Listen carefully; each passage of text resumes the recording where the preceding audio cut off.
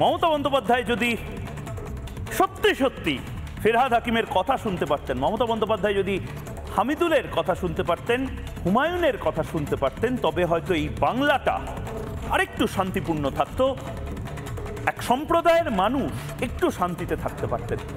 হিন্দুদের কথা বলছি, ভোটারদের কথা বলছি, আর শুধু হিন্দুই কেন, হিন্দু, মুসলিম, বৌদ্ধ, শিখ, জৈন, পারসিক, সবার কথা বলছি। শুধু কি হিন্দুরা আতঙ্কে? খ্রিস্টানরা কি আতঙ্কে নন এই বাংলায়?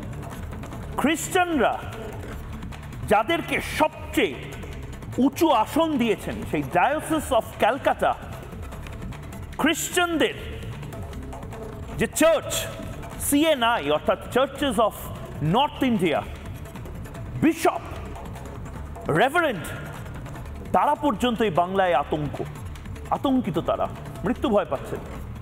আমি সব কিছুতে আসবো, কিন্তু শুরুতে আজ একটা দারুণ জিনিস হলো, মমতা বন্দ্যোপাধ্যায়, তাকে মুকেশ আম্বানির ছেলের বিয়ে হচ্ছে, আপনারা জানেন মুকেশ আম্বানির ছেলের বিয়েতে দেশের মান্যগণ্য সমস্ত ব্যক্তিরা তারা যাচ্ছেন এবং তারা যেতে যেতে একটা করে প্রতিক্রিয়া দিচ্ছেন। মমতা বন্দ্যোপাধ্যায়ও প্রতিক্রিয়া দেবেন, এটা স্বাভাবিক। কিন্তু মমতা বন্দ্যোপাধ্যায়কে প্রশ্ন করতে হবে তো, একদম টু দ্য পয়েন্ট, চোখে চোখ রেখে প্রশ্ন করতে হবে তো। যে প্রশ্নটা মিনমিনে চ্যানেল করবেন না, মিনমিনে চ্যানেল হুমায়ুন কবির নিয়ে প্রশ্ন করবেন না, হামিদুল নিয়ে প্রশ্ন করবেন না, ফিরহাদ হাকিম নিয়ে প্রশ্ন করবেন না, যা শিখিয়ে দেওয়া হবে সেইটুকু তারা বলবেন। আমাদের প্রতিনিধি মীনাক্ষী, আমাদের প্রতিনিধি মমতা বন্দ্যোপাধ্যায়কে প্রশ্ন করেছিলেন, আসলে জিজ্ঞেস করতে চেয়েছিলেন উনি পক্ষে না বিপক্ষে। ফিরহাদ হাকিম এই দাওয়াতে ইসলাম, জান্নাতে যাওয়ার রাস্তা, দুর্ভাগ্য যারা ইসলামে জন্মায়নি, এই সমস্ত কথা বলেছিলেন না, আপনার মনে আছে নিশ্চয়ই। সেটা নিয়ে মমতা বন্দ্যোপাধ্যায় কি সমর্থন করেন ফিরহাদ হাকিমের এই বক্তব্য? এইটুকু শুধু আমাদের প্রতিনিধি মীনাক্ষী তিনি জিজ্ঞেস করেছিলেন। তাতে মমতা বন্দ্যোপাধ্যায় শুধু রেগেই যাননি, শুধু কোয়েশ্চেন এড়িয়ে অন্য কথা, ডোন্ট ক্রস কোয়েশ্চেন মি, বোধহয় মমতা বন্দ্যোপাধ্যায় বলতে চেয়েছিলেন। এবং তারপর তিনি যা যা কথা বললেন, আসলে এটা আমার মুখ থেকে না, আপনি পুরো সিকোয়েন্সটা দেখুন। আমি পিসিআরকে বলবো মমতা বন্দ্যোপাধ্যায় এবং মীনাক্ষী এই কথোপকথন একবার শোনানো হোক, তারপরে আবার আসি।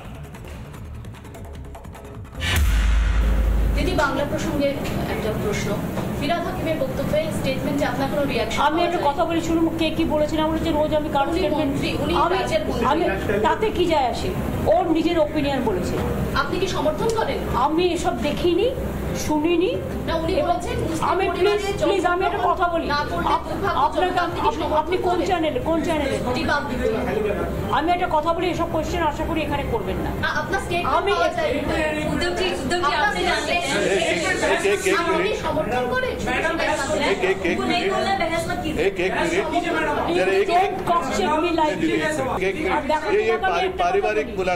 বলে না বলে আমি তো রোজ দেখি না, আমার যদি কেউ নলেজে নিয়ে আসে, লেট মি সি ফার্স্ট কি বলেছে, then I can reply. Without seeing I cannot reply. No, রোজ কত কি ঘটে যাহা তাহা, এমন কেন সত্যি হয় না হা। বীরপুরুষ কবিতা রবীন্দ্রনাথ ঠাকুরের বীরপুরুষ কবিতার কথা মনে পড়ছিল। কত কিছু মমতা বন্দ্যোপাধ্যায় শোনেন প্রতিদিন, সব কিছু কি তিনি রিয়্যাক্ট করেন? সত্যিই তো, এটা তো আর 5টা কমেন্টের মতন, এটা নিয়ে রিয়্যাক্ট করার প্রয়োজনীয়তা কোথায়? কিন্তু ভালো করে শুনুন তো মমতা বন্দ্যোপাধ্যায় কি বলছেন। প্রথমে বলছেন, আপনি যদি ভালো করে শোনেন, যদি আপনি সোফায় বসে পড়েন এই মুহূর্তে, টেবিলে যদি আপনি আপনার ল্যাপটপটা রেখে জবাব চায় বাংলা এই মুহূর্তে দেখছেন, টিভির সামনে যদি আপনি রিল্যাক্স করে এখন বসে যান, ভালো করে আরেকবার শুনুন। মমতা বন্দ্যোপাধ্যায় প্রথমে বলছেন যার যার ওপিনিয়ন সে দেবে, ভালো কথা, তার মানে তিনি নিশ্চয়ই শুনেছেন, তাই জন্যই তিনি বলছেন যার যার ওপিনিয়ন তিনি দেবেন। ব্ল্যাঙ্ক চেকে ফিরহাদ হাকিমকে তিনি লিখে দিচ্ছেন, ফিরহাদ হাকিম যাই বলুক সেই ওপিনিয়নগুলো তার ওপিনিয়ন, কোনো কন্ডেম করা ছেড়েই দিন, ফিরহাদ হাকিমকে ধরেই নেওয়া হচ্ছে ফিরহাদ হাকিম যা বলবেন ঠিক বলবেন। এটাও তো ঠিক নয়। মুখ্যমন্ত্রী পুরমন্ত্রী কি বলছে সেটা নাই জানতে পারেন, কিন্তু পুরমন্ত্রী সমস্ত ঠিক কথা বলছেন, এটাও তো ভেবে ফেলা ভুল। কিন্তু আমি ধরে নিলাম মমতা বন্দ্যোপাধ্যায় জানেন না, কিন্তু জানেন না কেন? আসলে কি সব জানেন?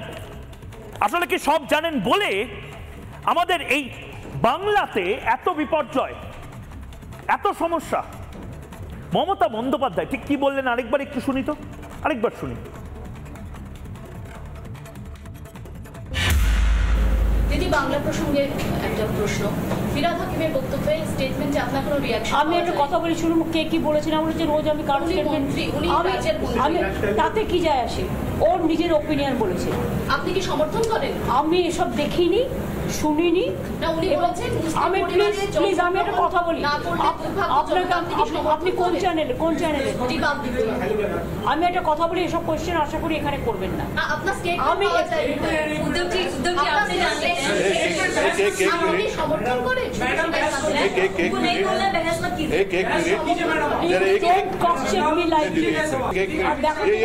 पारिवारिक मुलाकात है কি বলে না বলে আমি তো রোজ দেখি না, আমার যদি কেউ নলেজে নিয়ে আসে, লেট মি সি ফার্স্ট কি বলেছে, then I can reply. Without seeing I cannot reply. আপনি দেখেন নো। মমতা বন্দ্যোপাধ্যায় উদ্ধব ঠাকরে, প্রাক্তন মুখ্যমন্ত্রী উদ্ধব ঠাকরের পাশে বসেছিলেন। একদিকে উদ্ধব ঠাকরে, একদিকে আদিত্য ঠাকরে। মীনাক্ষীর ঠিক পাশেই বালাসাহেব ঠাকরের, প্রাক্তন শিবসেনা প্রধান এবং অবশ্যই শিবসেনার ফাউন্ডার, প্রতিষ্ঠাতা বালাসাহেব ঠাকরের চেয়ারটা এখনও রাখা আছে।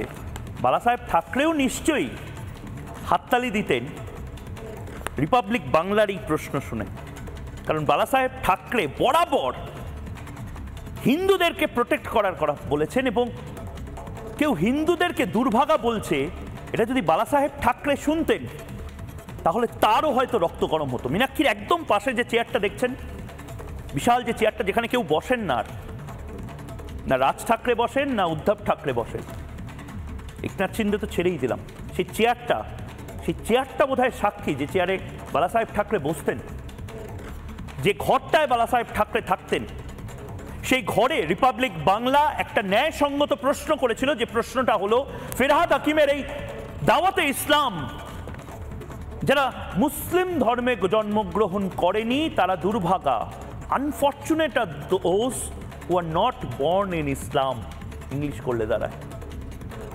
ফিরহাদ হাকিম সাহেব ঠিক কি বলেছিলেন একবার শুনি। একজনকেও যদি আমরা ঈমান দিতে পারি তাহলে আমাদের জান্নাতের পথ একেবারে সুদৃঢ় হয়ে যাবে। আমরা নিজেরা মুসলিম ঘরে জন্মেছি, মুসলমান ঘরে বড় হয়েছি, আমাদের নামাজ আদব কায়দা সব আমাদের বেশিরভাগই মানুষের জানা। কিন্তু যারা দুর্ভাগ্য নিয়ে জন্মেছে, যারা ইসলাম নিয়ে জন্মায়নি, তাদেরও দাওয়াতে ইসলাম অর্থাৎ ইসলামের দাওয়াত দিয়ে তাদের মধ্যে নিয়ত নিয়ে ঈমান নিয়ে আসলে এটা আল্লাহ তাআলাকে খুশি করা হবে। আমাদের ইসলামের রাস্তা কেউ কিচ্ছু দেখেনি ভাবতে পারেন। মমতা বন্দ্যোপাধ্যায়, যার হাতে আইবি আছে, স্টেট আইবি আছে, যার হাতে সিআইডি আছে, পুলিশ আছে, এত সিভিক ভলেন্টিয়ার আছে, এত মানুষ আছে যারা সারাক্ষণ কানে হেডফোন দিয়ে বসে থাকে রিপাবলিক বাংলাতে ময়ূক কি বলল সেটা শোনার জন্য। এত বাচ্চা বাচ্চা ছেলেকে রেখে দেওয়া হয়েছে ওই নির্দিষ্ট একটি সংস্থা আইপ্যাক, যারা প্রতিটা মুহূর্তে মিডিয়া কি দেখাচ্ছে, কি বলছে, কতটা বিরোধিতা করছে সেই সমস্ত কিছু নোট করে করে ফাইল তৈরি করে। ময়ূক বাদিকে কখন গেল, ডান দিকে কখন গেল, তার জন্য 5টা চ্যানেলে 5টা লোক তৃণমূল কংগ্রেসের মিডিয়া সেলে বসিয়ে রাখা হয়েছে। আইটি সেলে দেবাংশুরা হাঁ করে বসে রয়েছে জবাব চায় বাংলার লাইভ স্ট্রিমিং দেখার জন্য। এটা মমতা বন্দ্যোপাধ্যায় দেখতে পেলেন না? মমতা বন্দ্যোপাধ্যায়ের কাছে খবর পৌঁছালো না যে গোটা বাংলা উত্তাল ফিরহাদ হাকিমের এই বক্তব্যের জন্য? আর সেই বক্তব্য কি বলা যায় নাকি আদৌ? ভারতের সংবিধান পারমিট করে নাকি? আচ্ছা মানলাম মমতা বন্দ্যোপাধ্যায় ফিরহাদ হাকিমের বক্তব্য শোনেননি, দেখেননি, তাই বলবেন না। হামিদুল, এই হামিদুল বলে যে বিধায়ক রয়েছেন, যিনি মুসলিম কাস্টের বা রাষ্ট্রের, উনি পরে আবার বলছেন যে ওটা কাস্টের, কিন্তু বেশিরভাগ মানুষে শুনেছেন মুসলিম রাষ্ট্রের। ধরে নিলাম মুসলিম রাষ্ট্রের কথা। ওই চোপড়ার যে ভিডিও মনে আছে, সপাটে মারছে আফগানিস্তান স্টাইলে, তালিবানি স্টাইলে, সেটাকে ডিফেন্ড করার জন্য এই তৃণমূলের বিধায়ক বলেছিলেন মেয়েটা দুশ্চরিত্রা, এবং এই ধরনের জিনিস মুসলিম রাষ্ট্রে হয়, একটু বাড়াবাড়ি হয়ে গেছে। মমতা বন্দ্যোপাধ্যায় এটাও শোনেননি। শুনি তো হামিদুর সাহেব কি বলেছিলেন। এখন তো একটা আমাদের মুসলিম কাস্টের সামাজিক আচার বিচার হয়ে থাকে, যে বিচারটা যেইভাবে হওয়ার কথা ছিল তা না হয়ে বিচারটা বেশি বেশি হয়ে গেছে। এটা নিয়ে আমরাও ওখানকার গ্রামবাসীকে বকাবকি করছি, বা আইনি যা ব্যবস্থা হয় সেটা করবে। আমি এবার একটা কথা বলবো, আমি দর্শকের পারমিশন চেয়ে এবং বাকিদের পারমিশন চেয়ে একটা কথা বলবো, প্লিজ রেগে যাবেন না, প্লিজ মাইন্ড করবেন না। আমি ক্ষমা প্রার্থী আগেই এই কথাটা বলার জন্য। আমরা সবাই ন্যাকা আমাদের এই ন্যাকার রাজত্বে, সবাই ন্যাকা, সবাই কিচ্ছু দেখি না, কিচ্ছু বুঝি না, কিচ্ছু শুনি না, আসলে সবটা দেখি, সবটা বুঝি, কিচ্ছু বলি না নির্দিষ্ট ভোট ব্যাংকের জন্য। মমতা বন্দ্যোপাধ্যায় ফিরহাদ হাকিমের কথা শুনতে পান না। মমতা বন্দ্যোপাধ্যায় কিন্তু এটা শুনতে পান মমতা বন্দ্যোপাধ্যায়ের বিরুদ্ধে কে কার্টুন এঁকেছে এবং তার জন্য এক রাতের নোটিশে মমতা বন্দ্যোপাধ্যায় অ্যারেস্ট করিয়ে দেন। মমতা বন্দ্যোপাধ্যায় এই হামিদুরের কথা শুনতে পান না। হুমায়ুন কবির, এটাও কি মমতা বন্দ্যোপাধ্যায় শোনেননি? না, আসলে এটাতেও প্রচ্ছন্ন সমর্থন দিয়েছেন মমতা বন্দ্যোপাধ্যায়। হুমায়ুন কবিরটাকে আপনার মনে আছে? মনে আছে? আপনাকে জিজ্ঞেস করছি, হুমায়ুন কবির কি বলেছিলেন মনে আছে? মনে আছে? মমতা বন্দ্যোপাধ্যায়ের বোধহয় মনে নেই। দেখি তো আরেকবার হুমায়ুন কবির ঠিক কি বলেছিল। কত ধানে কত চাল হয়, 2 ঘন্টার মধ্যে তোমাদেরকে যদি ভাগীরথীর গঙ্গায় না ফেলতে পারি রাজনীতি থেকে সরে যাব। কত ধানে কত চাল হয়, 2 ঘন্টার মধ্যে তোমাদেরকে যদি ভাগীরথীর গঙ্গায় না ফেলতে পারি রাজনীতি থেকে সরে যাব।